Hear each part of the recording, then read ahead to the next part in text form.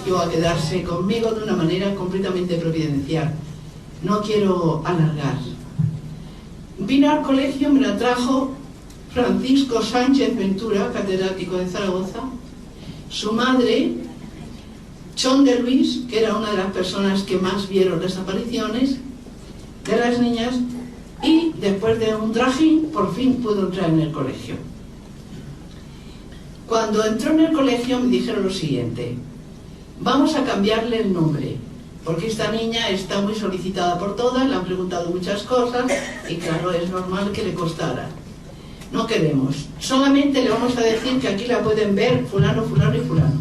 Nos dijeron 3 o 4 personas más notables. Y no va a llamarse Conchita, se va a llamar María, para que así no sea conocida. Y así fue. Conchita entró con el nombre de María. Nadie la conocía en el colegio quién era. La que tienen ustedes aquí presente ha sido toda la vida profesora de adolescentes. Esta niña a los 16 años era realmente una adolescente. Venía de un pueblo donde no sabía casi nada, no tenía cultura. Por lo tanto, era un estudio muy profundo de la adolescencia y de esta niña, que la he conocido profundamente. Desde entonces hasta ahora he tenido amistad con ella y trato con ella.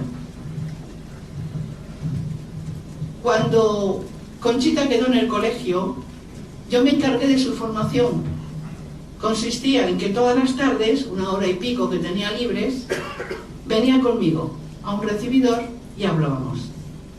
Nunca le pedí que lo hiciera a propósito, que fuera forzado. Si ella no quería venir, pues no venía. Pero ordinariamente venía, y venía con muchas ganas de estar y de hablar. Des en cuenta que Conchita venía cuando las apariciones habían terminado, cuando dijeron de ellas que se lo habían imaginado, cuando dijeron que era cosa del demonio, que había que echarle los exorcismos, cuando unos se reían y otros creían. Una niña adolescente, niñas que eran 4, pero yo conozco a Conchita, se pueden imaginar lo que les produciría a estas niñas. ¿Cómo vino Conchita al colegio? Vino dolida, vino en duda. ¿Realmente se puede imaginar lo que he visto? ¿Realmente es el demonio? ¿Cómo es esto? Y entonces yo la dejaba hablar, porque siempre he respetado, nunca le he preguntado cosas, han salido a lo largo de la conversación, y ella me fue contando. Pero ocurrió lo siguiente: un padre claretiano, que se llama Joaquín María Alonso, fue encargado por la Congregación de la Fe de estudiar el caso de Fátima. Era el único entonces que hablaba en particular con Lucía y que tenía un conocimiento bastante de Fátima. Él se enteró que Conchita había venido al colegio. Entonces vino a verme. Vino a verme y vino a ver a la Madre General, a la que le dijo que me respetaran en lo que ya estaba haciendo. Y me dijo: le voy a decir una cosa que quiero que haga. Coja una agenda y todo lo que hable con esta niña lo apunta. Y le voy a decir más: aunque pasen 100 años, que no se rompa nada. Que a los 100 años no han pasado, pero bastantes. Yo hice el diario de Conchita. Inmediatamente que hablaba con ella, escribía la conversación, para que no se cambiara absolutamente nada. Lo que yo les voy a decir, lo que puedo yo decirles, es totalmente la experiencia vivida, y no admito ninguna cosa que han dicho o han dejado de decir. Lo que yo tengo en el archivo pertenece a cartas originales, a trato, que lo voy a nombrar, de personas bastante instruidas en el caso, y nunca aceptaré algo solamente porque me han dicho, sino por lo que he vivido. Entonces escribí ese diario. ¿Cómo era Conchita?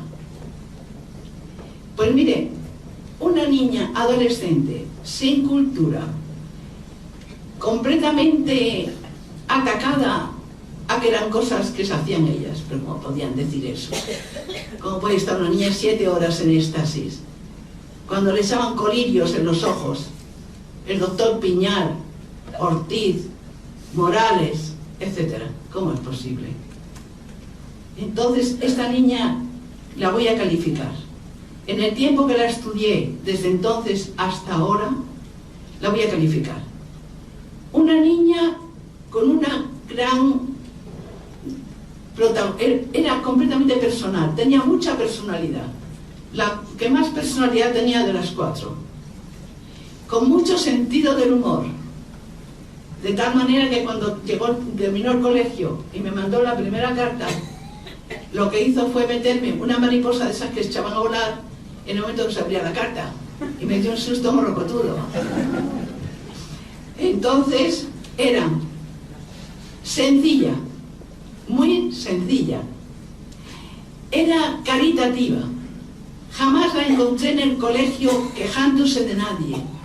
Y no hubo, alguna persona hubo que no la trató bien. Humilde. Tengo por sus escritos, por los míos y por todo, cómo ella se pone delante de Dios diciendo, hay que ver cómo soy, Señor. ¿Qué defectos tengo? Y entre los grandes defectos que decía, que le gustaba leer las revistas, que le gustaba arreglarse la cara, y yo no la vi nunca arreglada, que estas cosas completamente inocentes, pero ante su caridad, su sencillez, su hondura, su búsqueda de la voluntad de Dios, que en el diario mío, tanto como en los diarios de ella que tengo, lo expresa totalmente. Esto no se puede concebir en una niña adolescente. ¿Cómo puede en un colegio que nadie la conozca, cuando se estaba poniendo su nombre por todo el mundo? ¿Cómo puede callar esta niña y silenciar lo que era?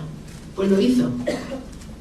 De tal manera que cuando terminó, cuando ya se enteraron a cabo de un año quién era, como la pobre no salía, pues tuve que poner 4 niñas que la acompañaran de buena conducta en el colegio a darse un paseo algunas veces los domingos, porque estuvo interna. De esas 4 niñas, 2 son religiosas concepcionistas, y una de ellas, que está trabajando primorosamente, por decirlo de alguna manera, en África, me dijo que debía su vocación a Conchita de Garabandal. Bien, esta es la primera realidad de mi conocimiento de Garabandal, porque yo no conocía Garabandal. Cuando ya me la pusieron a la niña me explicaron todo, pero yo no conocía. La segunda realidad para creer en Garabandal fueron los testimonios. Los testimonios que pude yo conocer no eran de la gente del pueblo que no lo conocía, no era de cualquier persona de fuera que hay que ver lo que creen, sino que les voy a nombrar con quién pude tratar, debido a que no podía tratar con las personas porque eran también un poco limitadas. El padre Pesquera, que ha escrito Se fue con prisas a la montaña, el libro más claro, objetivo y detallado que se ha escrito, porque era en aquel momento.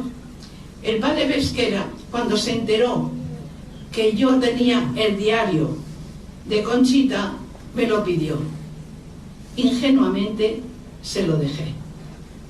Y entonces, sin decirme nada, publicó en ese libro de Se fue a prisas a la montaña alguna parte de lo que yo escribía en el diario.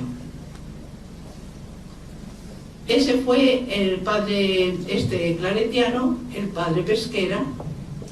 ¿Con quién más pude tratar de las apariciones de Garabandal? Con Lafiner.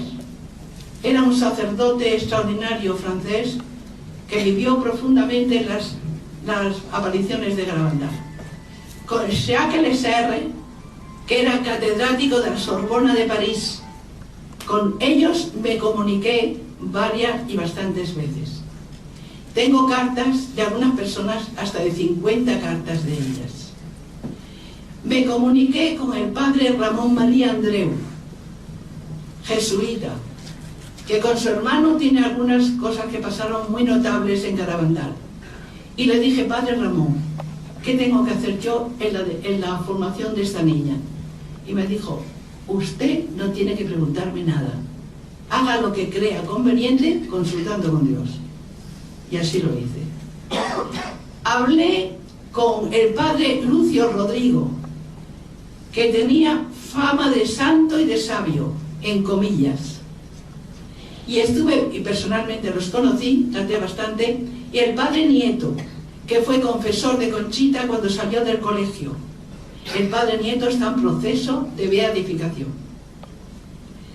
Entonces, del padre Lucio Rodrigo, que tenía una fama extraordinaria, tengo 50 cartas.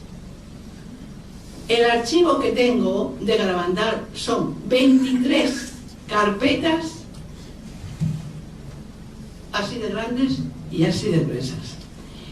No ha llegado a mí algo que lo haya dejado pasar. De tal manera que cuando las siervas del hogar de la madre, fundadoras de esta congregación, me preguntaron, me vinieron a ver, igual que don Rafael, que era el que ha fundado esto, que vio a la Virgen en Garabandal, me dijeron, ¿por qué la Virgen la ha escogido a usted? Y les di esta contestación, por conservadora. Se quedaron como diciendo, pero bueno, esto se va por la política. Dice, no, porque conservo todo. De tal manera, ustedes se van a extrañar, que cuando Conchita salió del colegio o cuando metieron a la niña en el colegio y Francisco Sánchez Ventura me mandó un telegrama diciéndome que la mandaban en día determinado, tengo ese telegrama guardado. Desde el primer telegrama a todo lo que ha venido hacia mí, todo lo tengo guardado en el archivo. Estos testimonios también fueron, otro testimonio muy importante, el doctor Puzernau. El doctor Puzernau era un psiquiatra notable catalán. Traté con él mientras estaba con Conchita.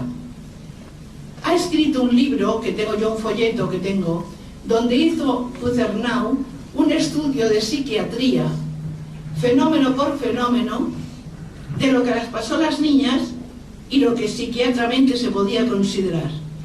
Y después de este estudio minucioso, cuyo libro digo que guardo, además que hablé con él, dice, no he conocido en mi vida niñas tan sencillas como estas, tan normales. De tal manera que un día me dijo, voy a ver si hago ver qué clase de sugestión tiene Conchita. Y en aquel recibidor donde estábamos solamente las dos, quiso hipnotizarla. Yo sentada, Puzernau y la niña al frente. Y empezó la forma de hipnotizarla. Cada cosa que decía Puzernau se tronchaba de risa de chica. Era imposible hipnotizarla.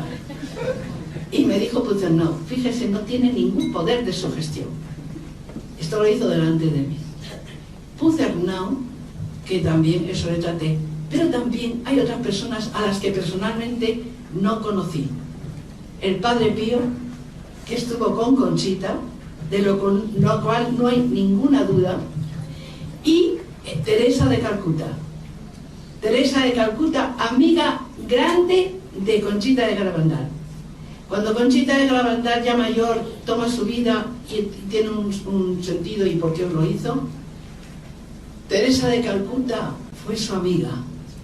De tal manera que unas veces le dijo Conchita, me han dicho, eso es lo que son los periodistas, a lo mejor aquí hay muchos, pero que, en fin, algunas veces se pasan. Dice, vamos a que nos dé una charla esta chica, que queremos publicarla. Y Conchita le dijo a Teresa de Calcuta, me han pedido una conferencia para publicar esto. ¿Y qué hago? Y le dijo Teresa de Calcuta, lo primero, hablar con el obispo, que le dé permiso. Y segundo, que si todos hablan de todo, y en el periódico se habla de todo, ¿por qué no se va a hablar de algo que merece la pena? Y le aconsejó que lo hiciera. una de las religiosas de Calcuta fue la madrina de uno de los hijos de Conchita. Así que estos mínimos personas, porque son muchas más, personas con cultura, con conocimiento, daban su opinión sobre Garabandal. El tercer motivo, realidad, por la cual, y la más importante, el conocimiento de Conchita, los testimonios, el tercer concepto de realidad con que yo creo en Garabandal es las apariciones en sí mismas. Es algo que quizá no se haya visto como se debe de ver. La Virgen se presenta como madre. No se presenta la Virgen que indica lo que tienen que hacer, buenos, malos, desastres. Se presenta como madre, que juega con ellas, que ríe con ellas, que entiende lo que ellas les dice, que a pesar de dar sus mensajes no fueron folios y folios, 2 mensajes solo. Un mensaje sobre cómo tenemos que hacer ser buenos, hacer sacrificios, penitencia, amar a la Eucaristía, etcétera, etcétera, que lo tenéis que saber porque además el libro lo dice. Pequeño, de tal manera que la gente dice, pues esta cosa ya la sabemos. Y el segundo mensaje fue el de los obispos, sacerdotes y cardenales. Que aquello no gustó, como es natural. Si vosotros tenéis vuestra familia, no queréis que hablen mal de vuestra familia, normal. Y eso fue lo que motivó también una cierta reacción negativa en cuanto a esto. Pero me voy a fijar precisamente no en lo negativo, sino en lo positivo. La Virgen, algunos han dicho ahora, pero es que ¿cómo? Que las niñas corrían, que las niñas caían al suelo, que las niñas... Pero bueno, ¿y qué pasa? Alguien me dijo hace poco, un sacerdote, me dice hace poco, pero bueno, es que esta no se parece ni a lo de Fátima. Aquella de Fátima fue mucho más así, pero estas que corrían, que bajaban, que... Recuerdo que yendo a Garabandal un día, después de terminado de irse Conchita, subí a los pinos de Garabandal, que si alguno ha ido, sabe que están altos, empinados y llenos de rocas para bajar. Me encontré que había una chica que estaba rezando ahí a los pinos, absorta. Y entonces me acerqué y le dije, oiga, perdone, ¿usted estuvo con las apariciones de Garabandal? Dice, soy prima de Conchita. Entonces, ¿cree usted en las apariciones? Y me hizo lo siguiente, no me habló nada. Se acercó al borde de los pinos. Arriba, toda la bajada de los pinos llena de rocas, de piedras. Y me dijo, ¿ve usted esto? Pues las he visto bajar de espaldas y sin rozar el suelo. Esto no lo ha visto solamente mucha gente. Yo tengo esas alumnas en el colegio que la vieron sin pisar el suelo. ¿Cómo estas niñas se quedaban en éxtasis sin dormir? A las 4 de la madrugada, horas y horas, en esa preciosísimo semblante de alegría. No te vayas, decía, no te vayas, quédate un poquito más a la Virgen. Y habían estado a lo mejor 2 horas. No te vayas. Pero voy a contar una anécdota espiritual que a mí me hizo mucho bien. Me lo contó Conchita. Como la gente quería que hiciéramos sacrificios, pues venían muchos a decirnos los sacrificios que teníamos que hacer. Y le dieron unos cilicios a las niñas de 12 años. Y esos cilicios le dijeron, pónganse en la cintura y hay que sufrir por el amor de Dios. No se lo dieron a Maricruz, era la más pequeña. Pero Conchita me contó lo siguiente. Cuando apareció la Virgen, le dije a la Virgen, llevamos unos cilicios, nos lo hemos puesto en la cintura, flojito, para que no nos haga daño. ¿Y qué hizo la Virgen?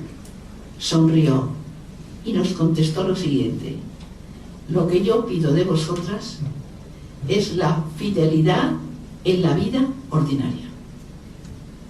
No quita el sacrificio y la penitencia, lo dice en el mensaje, pero les pide sencillez, completamente sencillez.